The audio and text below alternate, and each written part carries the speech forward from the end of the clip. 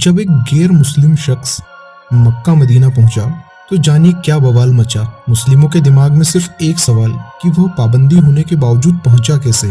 आज हम आपको एक ऐसे गैर मुस्लिम शख्स की कहानी बताने जा रहे हैं जिसने मक्का जाने की कोशिश की, ये जानते हुए कि वहाँ गैर मुस्लिम लोगों का जाना मना है, और फिर उसका क्या अंजाम हुआ यह इस वीडियो में जानें। मक्का एक ऐसी जगह है जहाँ जाना लगभग हर मुसलमान का ख्वाब होता है। हर मुस्लिम की यह ख्वाहिश होती है कि मौत से पहले वो एक बार हज अदा कर सके और मक्का मदीना की जियारत कर सके।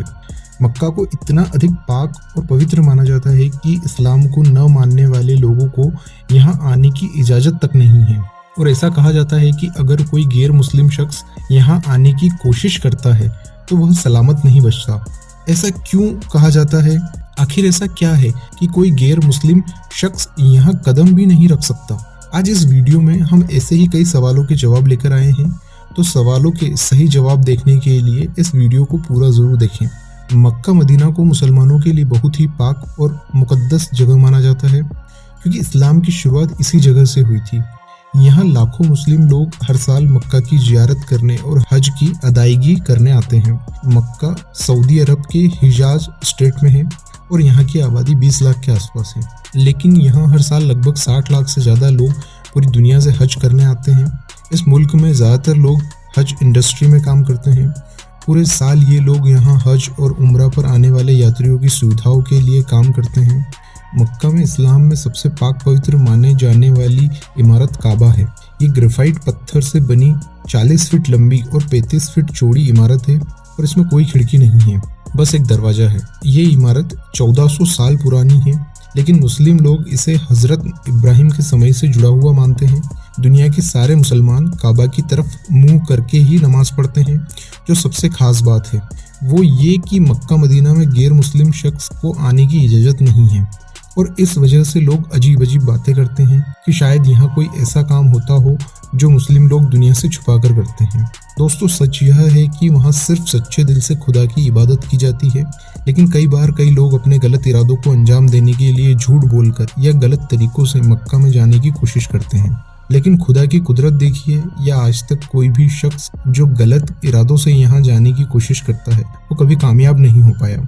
या तो उन्हें पुलिस पकड़ लेती है या फिर कुदरत उसे अपने हिसाब से सजा देती है।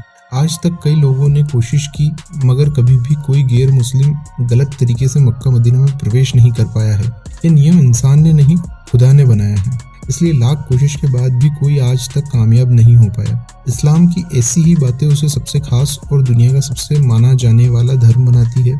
इस्लाम को दुनिया में सबसे सच्चा और प्यारा मजहब कहा जाता है।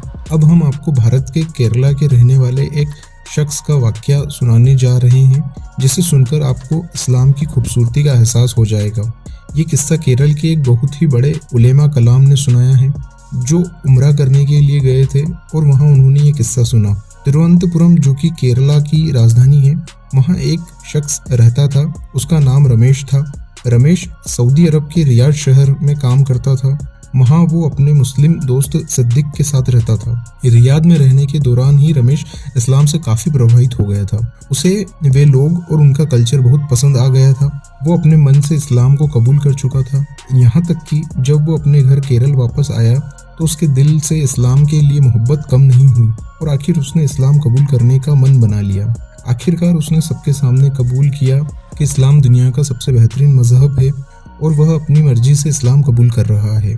इसके बाद उसने इस्लाम कबूल कर लिया। जब उसने इस्लाम कबूल किया तो उसने अपना नाम मुजम्मिल कर लिया।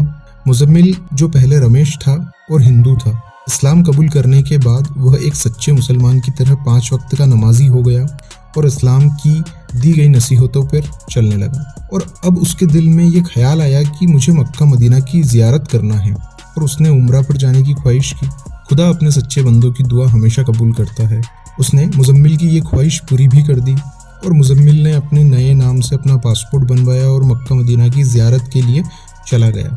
अब दोस्तों, ये बात याद रखने की है कि रमेश, जो अपना मजहब बदलकर हिंदू से मुसलमान हुआ था, अब वो मुजम्मिल के नाम से उम्रा करने जा रहा था, और उसके दिल में इस्लाम को लेकर ऐसी चाहत थी कि जैसे हर मुस्लिम की ख्वाहिश होती है कि वो अपनी आखिरी सांस मक्का मदीना में ही ले और उन्हें वहीं दफन किया जाए।